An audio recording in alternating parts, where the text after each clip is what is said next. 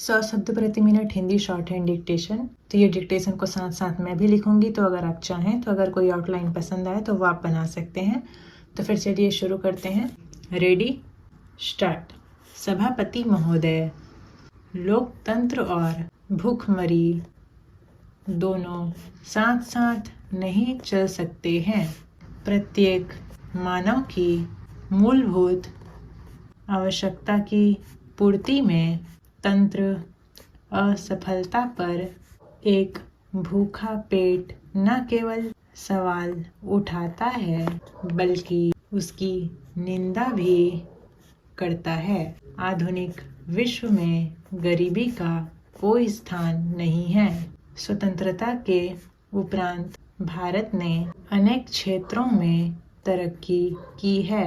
मैं अपने कठोर परिश्रमी और किसानों एवं कृषि वैज्ञानिकों को देना चाहता हूँ कि उन्होंने खाद्य उत्पादन की विकास दर को आज़ादी के बाद के 50 वर्षों में 3% प्रतिवर्ष बढ़ा दी है।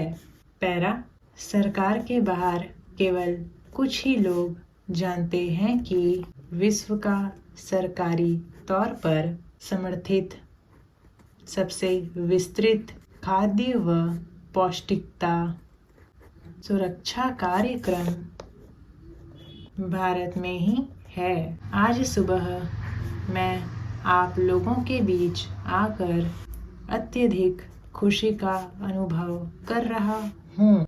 यह प्रोत्साहित करने वाली बात है कि आंतरिक सुरक्षा पर मुख्यमंत्रियों का सम्मेलन अब नियमित रूप से सालाना होता है। इससे हमें आपस में मिल बैठकर एक अवसर मिलता है ताकि हम आंतरिक सुरक्षा में राज्यों या राष्ट्रीय संदर्भ में पेश आने वाले खतरों का आकलन कर सकें। आंतरिक सुरक्षा के लिए विभिन्न तरह के जो खतरे हैं, जिनमें आतंकवाद प्रमुख हैं, वे हमारी राष्ट्रीय सुरक्षा, राष्ट्रीय एकता और अखंडता को भी प्रभावित करते हैं। भाजपा सरकार के सामने कई चुनौतियां होंगी। पहली सबसे बड़ी चुनौती राज्य का विकास है। अन्य राज्यों के मुकाबले छत्तीसगढ़ आज भी काफी पिछड़ा हुआ है। दूसरी बड़ी चुनौती बेरोजगारी की है। बेरोजगारी दूर करने के लिए जिस दिन राज्य सरकार को चावल योजना का सहारा न लेना पड़े, जिस दिन बेरोजगारी भत्ता न देना पड़े, उस दिन माना जाएगा कि राज्य विकास के पथ पर अग्रसर है। तीसरी चुनौती के रूप में भाजपा सरकार को भ्रष्टाचार पर नियंत्रण करना होगा। खास तौर पर ऐसे किसी व्यक्ति को मंत्री पद प्राप्त न हो जाए जो भ्रष्ट तरीके में विश्वास रखता हो। पूर्व अनुभवों के आधार पर पार्टी को सीख लेनी होगी।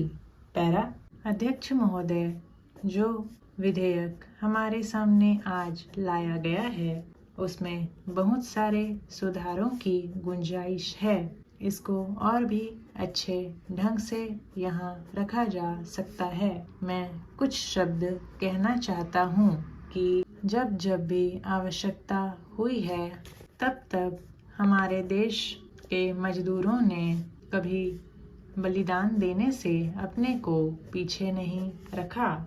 जब जब जरूरत हुई तब तब उन्होंने ऐसी व्यवस्था स्वीकार किया जिससे देश का कल्याण हो।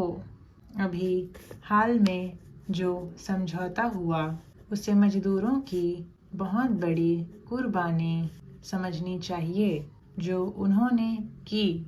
मेरा ख्याल है कि आज जो चीज़ें हमारे सामने आईं, यदि विचार विमर्श करते तो उससे अच्छे ढंग से कोई रास्ता सोच करके उनको खुश कर सकते थे और भी बेहतर तरीके से अच्छा रास्ता निकाल सकते थे। स्टॉप।